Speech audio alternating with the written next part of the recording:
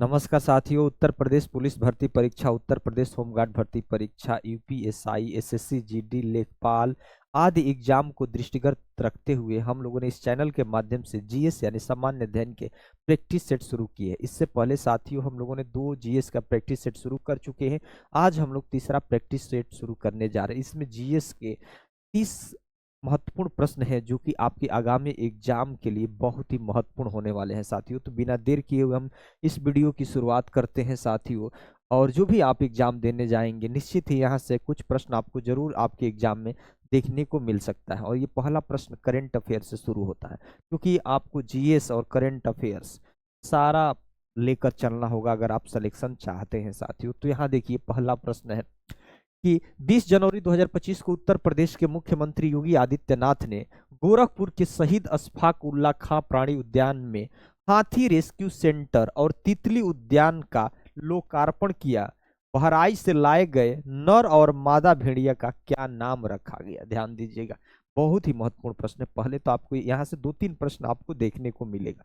पहला प्रश्न यह देखने को मिलेगा, प्रश्न पूछा जा सकता है कि बता दीजिए शहीद अशफाक उल्ला खां प्राणी उद्यान कहाँ पे है?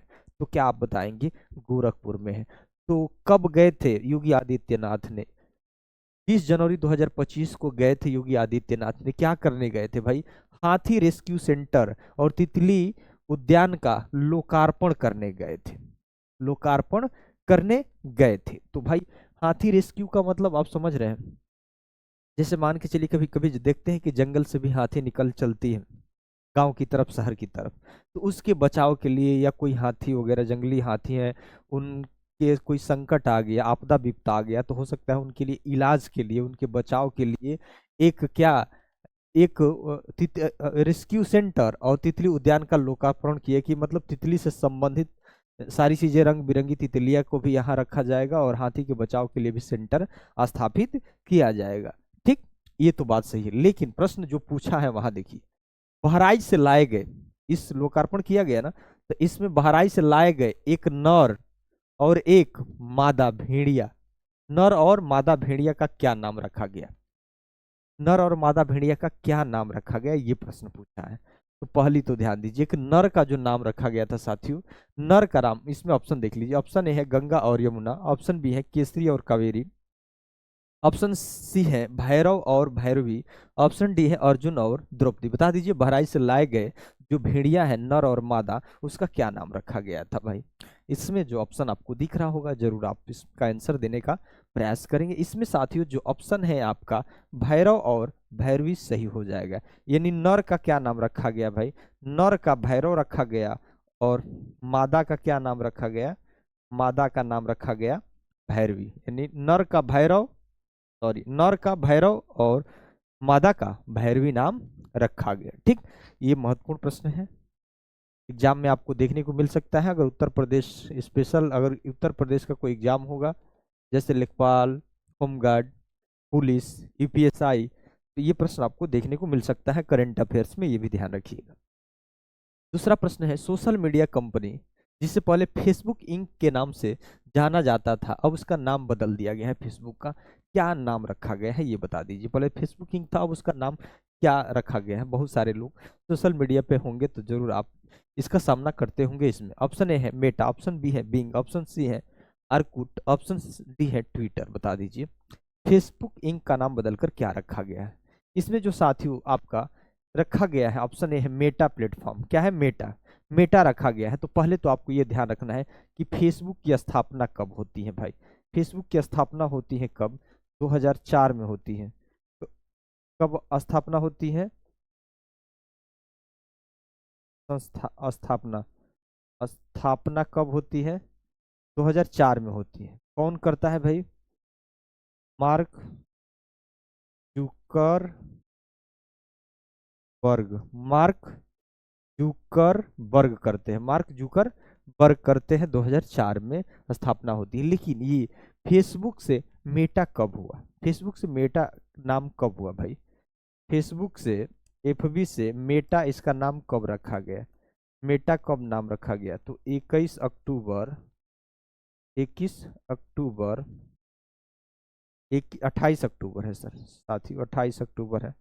28 अक्टूबर 2021 को नाम रखा गया, 28 अक्टूबर 2021 को नाम रखा गया। ठीक, प्रश्न बहुत है। सोशल मीडिया में पहले जो फेसबुक इंक नाम था, उसका नाम चेंज किया गया, क्या किया गया, मेटा प्लेटफॉर्म किया गया। यह कब किया गया भाई? तो ये आपका 28 अक्टूबर 2021 को नाम चेंज हो गया। और फेसबुक की स्थापना कब हुई थी? 2000 आपके 4 में हुई थी। और किसने किया था जी? मार्क जुकरबर्ग का आपने नाम सुना होगा। तो ये किए थे। ठीक, एक प्रश्न हम लोग देखेंगे, वहां से 2-3 प्रश्न करने का भरपूर प्रयास करेंगे। हमने कहा कि भले हमने इसमें 30 के आसपास प्रश्न लिए हैं, लेकिन समझ लीजिएगा कि आपके 100 प्रश्न जाने वाले हैं।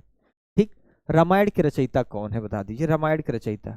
अब ये समझ लीजिएगा, आपको लग रहा होगा कि इजी सर बता रहे हैं, लेकिन इजी के साथ है, तो इसमें हम हर विकल्प को टच करेंगे।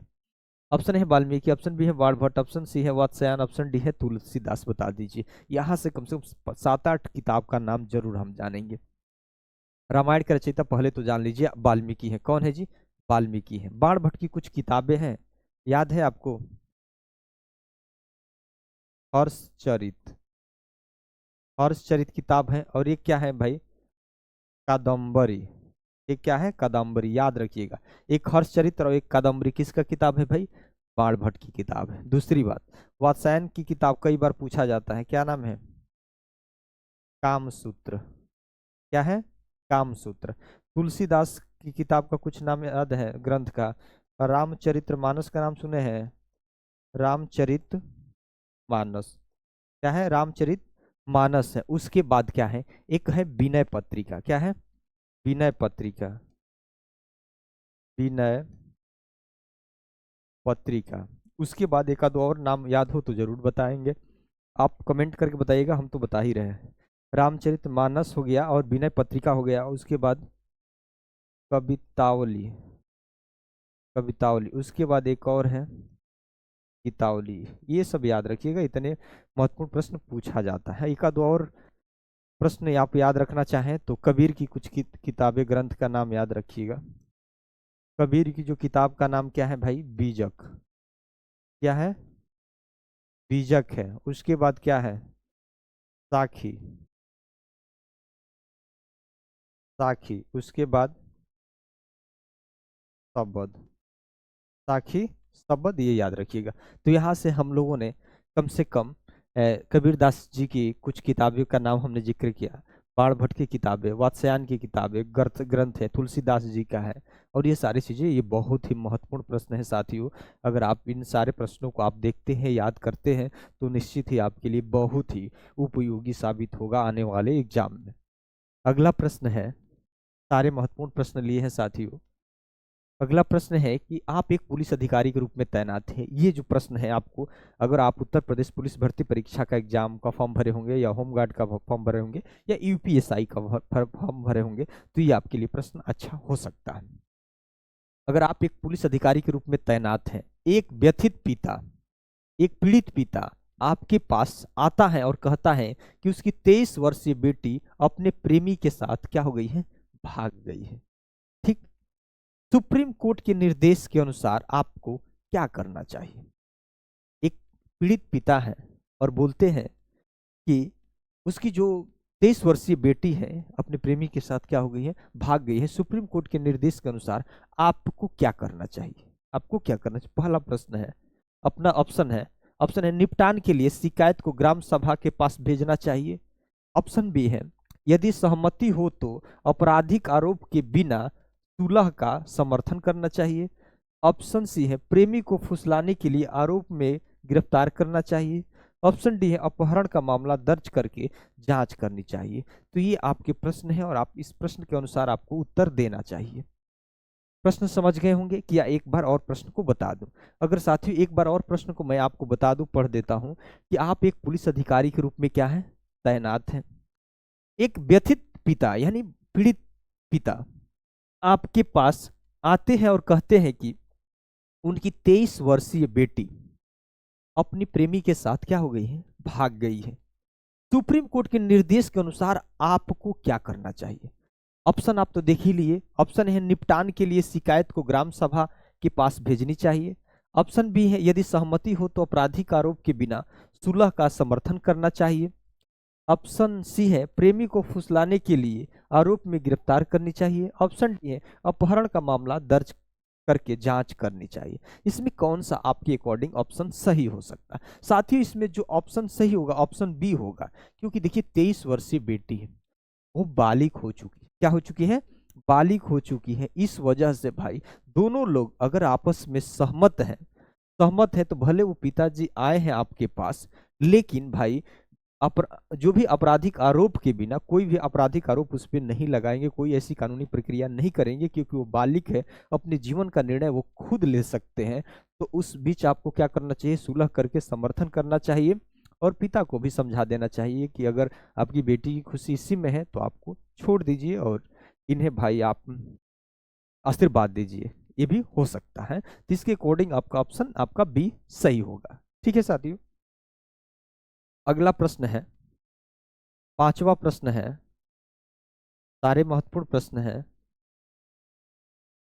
आप एक पुलिस अधिकारी के रूप में तैनात हैं। पांचवा प्रश्न क्या है भाई? आप एक पुलिस अधिकारी के रूप में तैनात हैं। आपको कट्टरपंथी संगठनों, जो भी धार्मिक कट्टरपंथी संगठनों के उत्पीड़न की धमकियां का सामना कर रहे हैं। बताइए, आप एक पुलिस अधिकारी हैं और जो भी कट्टरपंथी संगठन है उत्पीड़न की धमकियों का आप लगातार सामना कर रहे हैं। एक अंतर धार्मिक जोड़े के बारे में खुफिया जानकारी मिलती है। आपको क्या करना चाहिए भाई? ऑप्शन है प्रक्रियाओं के अनुसार उन्हें सुरक्षा अधिकारियों के पास भेजनी चाहिए। ऑप्शन बी है जोड़े को सार्वजनिक बातचीत संपर्क से बचने की सलाह देनी चाहिए। ऑप्शन डी है उन्हें स्वैच्छिक भौतिक शारीरिक अलगाव को सुझाव देना चाहिए। ऑप्शन डी है जोड़े को सुरक्षा कवर घेरा और सुरक्षित आवागमन प्रदान करना चाहिए। इसमें कौन सा सही हो सकता है? बता दीजिए। आपको एक अंतर धार्मिक जोड़े के बारे में खुफिया जानकारी मिलती है, तो इसमें जो करेक्ट ऑप्शन होगा साथियों, इसमें ए वन ऑप्शन होगा। इन प्रक्रियाओं के अनुसार उन्हें सुरक्षा अधिकारियों के पास क्या करना चाहिए? भेजना चाहिए। ठीक है, ऑप्शन आपका ए सही हो जाएगा। अगला प्रश्न है, आप एक पुलिस अधिकारी के रूप में तैनात हैं। एक आधो प्रश्न है इससे संबंधित। आप एक पुलिस अधिकारी के रूप में तैनात हैं। प्रबंधन के साथ वेतन विवाद को लेकर उत्तेजित श्रमिक संघों ने आवश्यक सेवाएं क्या करते हैं? बंद करने की धमकी देते हैं। हो सकता है कि भाई आप एक पुलिस अधिकारी के प्रबंधन के साथ कहीं भी मैनेजमेंट जहां पे श्रमिक वर्ग काम करता है, तो भाई कोई भी श्रमिक वर्ग अगर हड़ताल करेगा, धरना प्रदर्शन करेगा, तो समझ लीजिए अपने मालिकों के विरोध में ही करता है। श्रमिक संघ मतलब आवश्यक सेवाएं बंद करने की क्या करता है? धमकी दे देते हैं। तो उस समय आपको क्या करना चाहिए? ऑप्शन है अवैध हड़ताल कार्रवाई करने के लिए जुर्माना और शुल्क लगाना चाहिए। ऑप्शन बी है श्रमिकों से बीच विवाद बा- बीच विवाद, हाँ, श्रमिकों से बीच विवाद समाधान संवाद में सहायता करनी चाहिए। ऑप्शन सी है महत्वपूर्ण बुनियादी ढांचे को अवरुद्ध करने के प्रयास को बलपूर्वक रोकना चाहिए। ऑप्शन डी है व्यवधान की धमकी के लिए यूनियन नेताओं को तुरंत गिरफ्तार करना चाहिए। भाई इस लोकतंत्र में सबको शांतिपूर्ण तरीके से विरोध करने का अधिकार है, अपनी ये मांगे कर रहे हैं। तो पहली बात इसमें जो ऑप्शन काट दीजिए ये है भाई, गिरफ्तार करने की कोई इसमें औचित्य नहीं है, बलपूर्वक कोई औचित्य अभी नहीं करेंगे भाई, हो सकता है भी शांतिपूर्ण तरीके से समाधान। अवैध हड़ताल जुर्माना से कोई संबंध नहीं है भाई। श्रमिकों के बीच, हाँ देखिए यहाँ होना चाहिए श्रमिकों के बीच मतलब आपसी बातचीत, यहाँ देखिए आपसी बातचीत और समाधान यानी संवाद करना चाहिए। मतलब श्रमिकों के बीच आपसी बातचीत संवाद करके उस मसले को क्या करना चाहिए? सुलझाना चाहिए। तो इस वजह से आपका बी ऑप्शन सही हो जाएगा। अगला प्रश्न है, प्रश्न आपको एक उद्योगपति द्वारा कारपोरेट धोखाधड़ी, क्या जी? आपको एक उद्योगपति द्वारा कारपोरेट धोखाधड़ी की जांच विरासत में मिलती है। भाई एक बहुत बड़ा मामला जो है, आपको एक उद्योगपति द्वारा कारपोरेट धोखाधड़ी यानी बड़े पैमाने पर जो कारपोरेट मतलब जो भी उद्योग जगत होता है, तो धोखाधड़ी की जांच आपको विरासत में मिलती है। विरासत में मिलती है, विरासत का मतलब हो सकता है कि कोई भाई आपके सीनियर दोस्त मित्र रिश्तेदार ही आपको वह फाइल दे दिया कि भाई इसकी जांच करो। ठीक, विरासत में मिलती है। तो व्यक्तिगत निपटान और समाप्ति की सहायता की पेशकश करता है। भाई हो सकता है कि भाई धोखाधड़ी का उसमें बड़ा आरोप लगा है, लेकिन आपसे कहता है कि कुछ ले दे के हम इसमें निपटा लिया जाए। ठीक है, तो आपको उसमें क्या आपका व्यक्तिगत व्यक्तिगत विचार होना चाहिए एक पुलिस अधिकारी के रूप में। मामले को बंद घोषित करते हुए गुप्त रूप से निपटाने और समझौते को स्वीकार करना चाहिए। नहीं भाई, एक पुलिस का यही कर्तव्य तो नहीं है ना, गुप्त तरीके से और बंद घोषित करते हुए। नहीं भाई, मामले को निपटाना नहीं, आपका दायित्व पूछा जा रहा है कि आपका क्या जिम्मेदारी हो सकता है। धोखाधड़ी की पूरी और निष्पक्ष जांच करने के लिए प्रतिबद्ध होना चाहिए। ऑप्शन सी है किसी भी अन्य गवाह या रिकॉर्ड को जांच के लिए टालना चाहिए। ऑप्शन डी है कानूनी जांच के तहत दोषी ठहराए जाने वाले सबूतों को आंशिक रूप से हटाना चाहिए। नहीं भाई, सबूत वगैरह को क्यों हटाएंगे भाई, टालना, टालेंगे क्यों भाई, गुप्त समझौते वगैरह क्यों करेंगे भाई, गुप्त निपटाने के। धोखाधड़ी की पूरी क्या करेंगे भाई, पूरी जांच, निष्पक्ष जांच करने के लिए आपको प्रतिबद्ध होना चाहिए। जो भी जांच हो निष्पक्ष हो, ईमानदारी से हो। इसलिए ऑप्शन आपका क्या हो जाएगा, ऑप्शन आपका बी सही हो जाएगा। अगला प्रश्न है, आप एक पुलिस अधिकारी के रूप में तैनात हैं।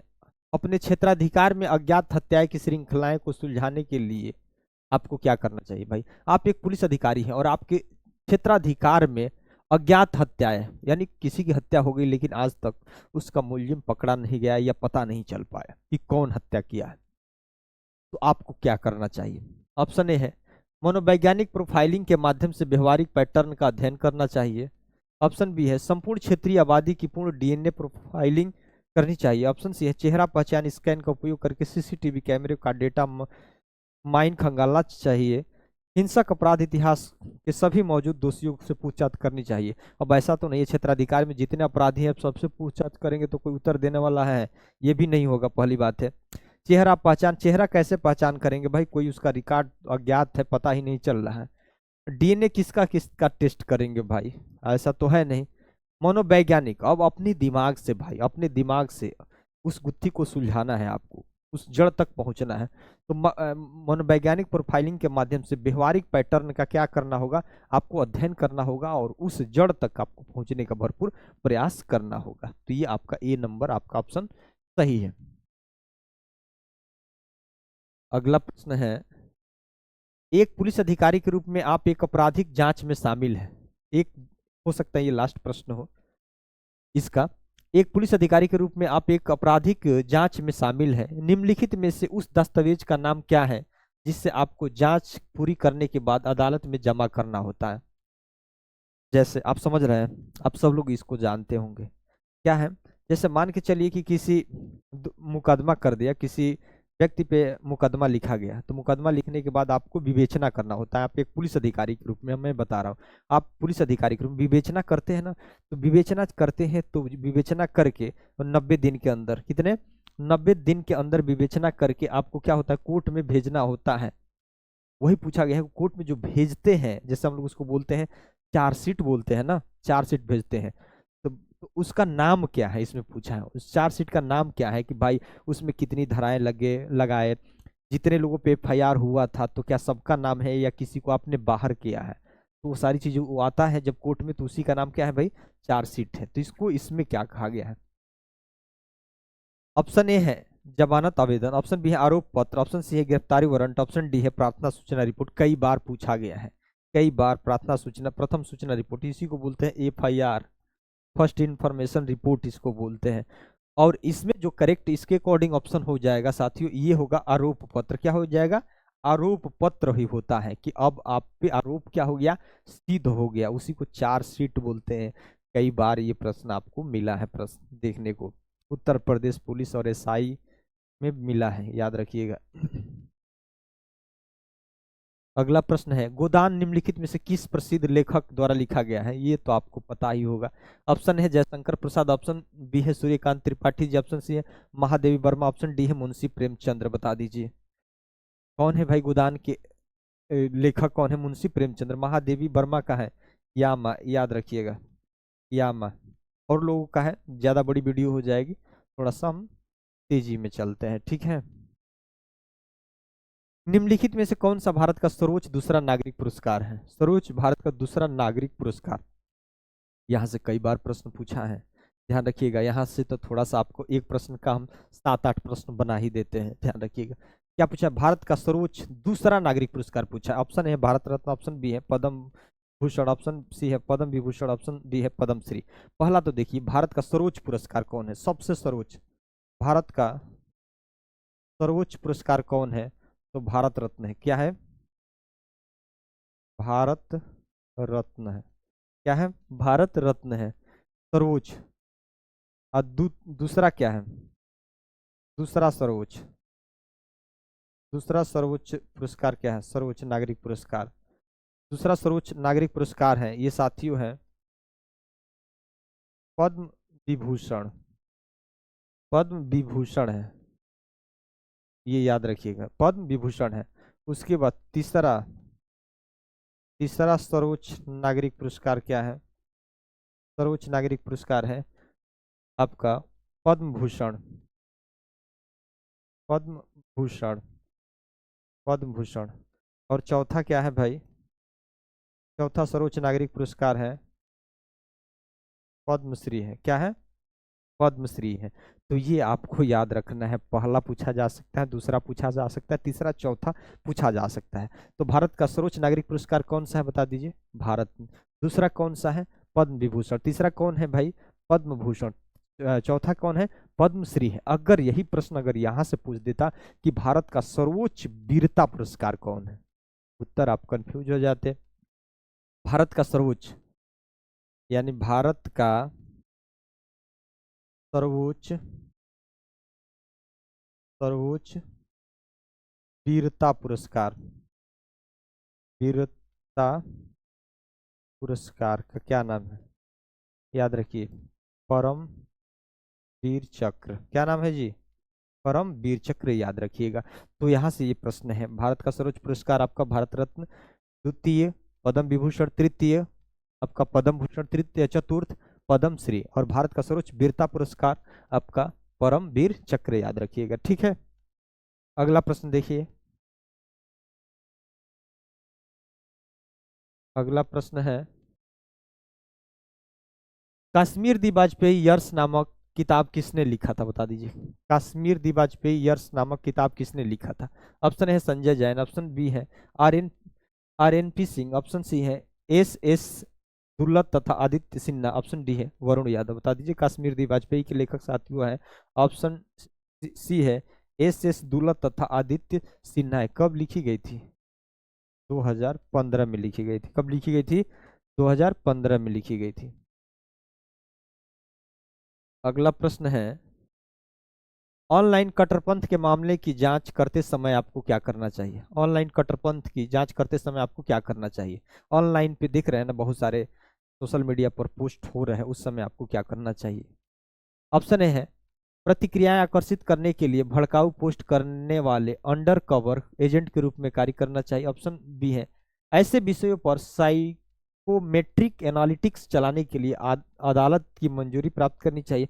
ऑप्शन सी है सार्वजनिक सतर्कता के लिए अधिकारियों के चैनलों पर संबंधित असत्यापित स्निपेट्स साझा करने चाहिए। ऑप्शन डी है पैटर्न विश्लेषण के लिए विशेष फॉरेंसिक परामर्शदाता अंतर्दृष्टि का उपयोग करना चाहिए। इसमें कौन सा है भाई? ऑनलाइन कट्टरपंथ, बहुत सारे लोग देखते हैं कि धार्मिक जो है पोस्ट करते हैं, जो कि वह समाज के लिए बहुत ही घातक होता है। तो आप एक पुलिस अधिकारी के रूप में आपको आपका क्या कर्तव्य होना चाहिए? साथ ही इसमें जो करेक्ट ऑप्शन है ये होगा पैटर्न विश्लेषण के लिए विशेष फॉरेंसिक परामर्श दात्री अंतर्दृष्टि का क्या करना चाहिए? उपयोग करना चाहिए।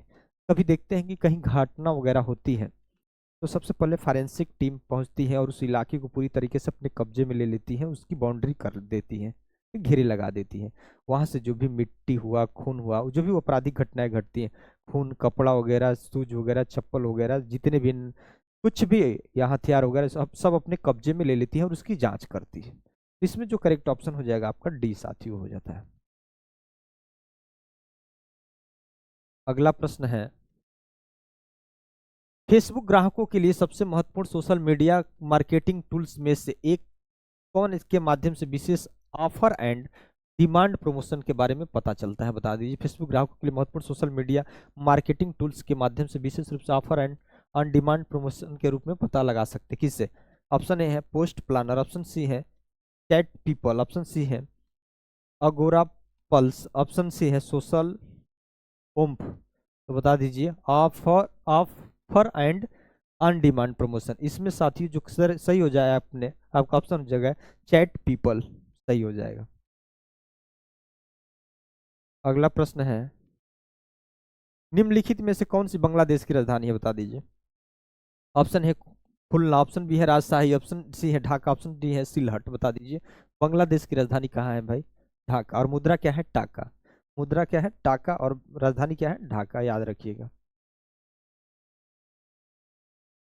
अगला प्रश्न है, हर वर्ष किस दिन को अंतर्राष्ट्रीय निशस्त्रीकरण एवं अप्रसार जागरूकता दिवस के रूप में मनाया जाता है? बता दीजिए। निशस्त्रीकरण और अप्रसार, या इसका मतलब क्या हो गया?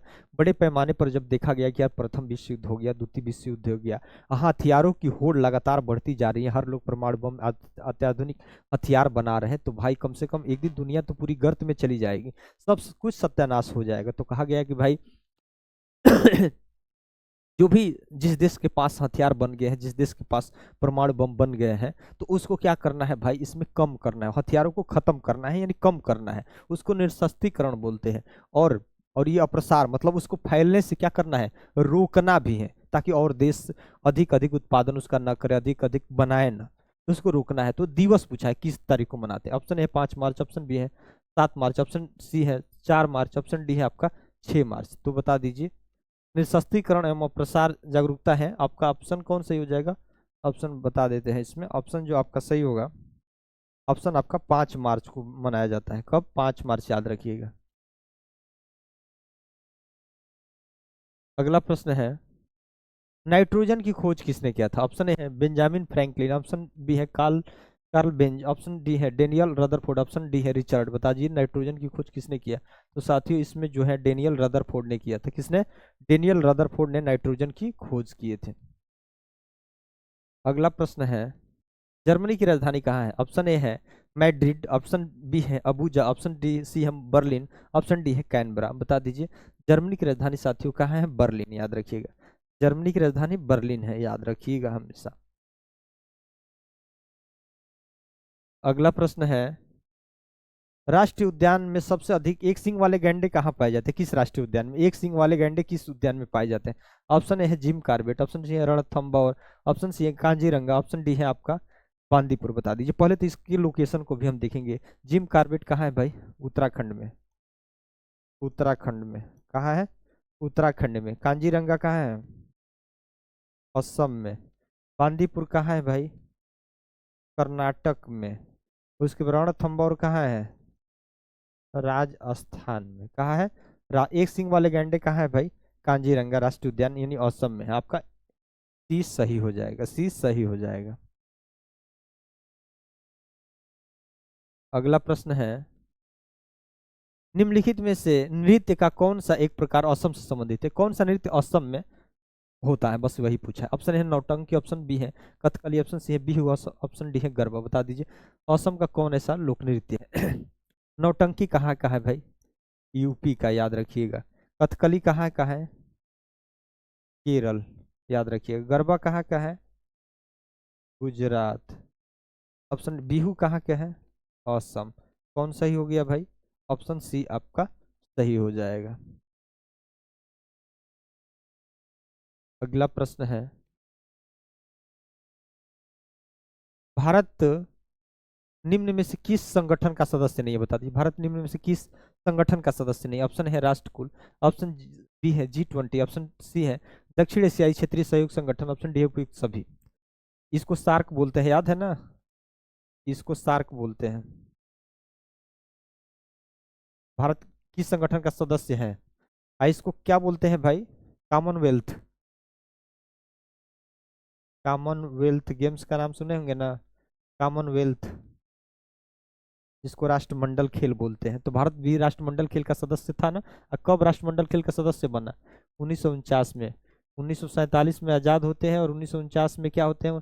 कॉमनवेल्थ गेम का हिस्सा बन जाते हैं। ठीक है। और G20 का भारत हिस्सा है ही, सार्क का हिस्सा है ही। और तो उपयुक्त में से सही आपका ऑप्शन सही हो जाएगा, यानी ऑप्शन डी आपका सही होगा। इसकी स्थापना कब होती है? 1985 में, याद रखिएगा। कब होती है? 1985 में। कई बार ये प्रश्न पूछा गया है। अगला प्रश्न है, मदन मोहन मालवीय प्रौद्योगिकी विश्वविद्यालय कहाँ है? मदन मोहन मालवीय प्रौद्योगिकी विश्वविद्यालय कहाँ है? ऑप्शन ए है गोरखपुर, ऑप्शन बी है Haridwar, option C Azamgarh, option D है मऊ। तो साथियों इसमें जो करेक्ट ऑप्शन हो जाएगा आपका ए हो जाएगा, यानी मदन मोहन मालवीय प्रौद्योगिकी विश्वविद्यालय कहाँ है? गोरखपुर में है। अगला प्रश्न है, उत्तर प्रदेश पुलिस के चिन्ह में कौन सी जानवर का चित्र है? उत्तर प्रदेश पुलिस चिन्ह में कौन सा जानवर का चित्र है, बता दीजिए। ऑप्शन है मछली, ऑप्शन बी है गरुड़, ऑप्शन सी है मोर, ऑप्शन डी है गैंडा। तो इसमें साथियों जो चिन्ह है आपका मछली का है, याद रखिएगा, मछली। अगला प्रश्न है, उत्तर प्रदेश लोकसभा और राज्यसभा में सीट कितनी है, बता दीजिए। उत्तर प्रदेश की लोकसभा और राज्यसभा में सीटों की कितनी सीट है? ऑप्शन ए है 60-30, ऑप्शन बी है 70 और 30, ऑप्शन सी है 80 और 31, ऑप्शन डी है 90 और 45। बता दीजिए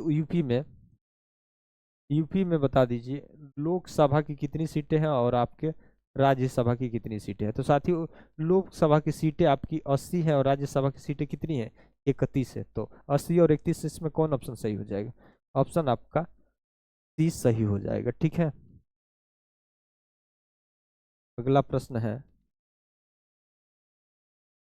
लखनऊ घराने की नींव उस्ताद द्वारा रखी गई थी, बता दीजिए। किसके द्वारा, किसके द्वारा रखी गई थी लखनऊ घराने की नींव? ऑप्शन है बड़े गुलाल अली खान, ऑप्शन बी है बख्शू खान, ऑप्शन सी है बिस्मिल्लाह खान, ऑप्शन डी है अमजद अली खान। तो इसमें है भाई लखनऊ घराने के जो नाम रखे थे, वो नींव रखे थे, उसका क्या नाम है? बख्शू खान नाम है। अगला प्रश्न है, उत्तर प्रदेश का निम्नलिखित में कौन सा जिला बुंदेलखंड क्षेत्र का हिस्सा है, बता दीजिए। उत्तर प्रदेश का कौन ऐसा जिला है जो बुंदेलखंड क्षेत्र का हिस्सा है? बुंदेलखंड उत्तर प्रदेश और एमपी के इलाके को बुंदेलखंड बोलते हैं, लेकिन इसमें कौन सा है? ऑप्शन ए है चंदौली, ऑप्शन बी है ऑप्शन सी है मोहबा, ऑप्शन डी है एटा। तो बुंदेलखंड क्षेत्र का हिस्सा साथियों कौन है? मोहबा है। मोहबा जलौनी है, ये सही हो जाएगा। ये इस प्रैक्टिस सेट का अंतिम प्रश्न है साथियों, अंतिम प्रश्न। कैसा लगा जरूर कमेंट करेंगे।